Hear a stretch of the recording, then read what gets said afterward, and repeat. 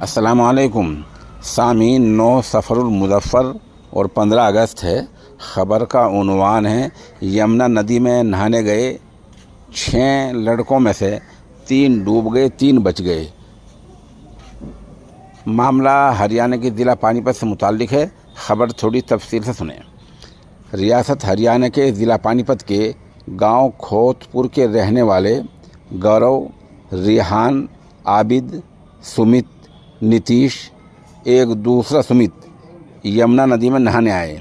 ये यमुना नदी उत्तर प्रदेश के आखिरी हिस्से से गुज़र रही है, यानी हरियाणा और उत्तर प्रदेश के बिल्कुल दरमियान में है। ये वहाँ से गुज़र रही है। ये 6 के 6 नहाने आए थे। नहाते नहाते गहरे गड्ढे में डूब गए। डूबने के बाद वहाँ जो मछियारे खड़े थे, गोताखोर खड़े थे, उन्होंने गौरव, रिहान और आबिद इन तीनों को बचा लिया। बाकी तो 3 उसमें समा गए हैं।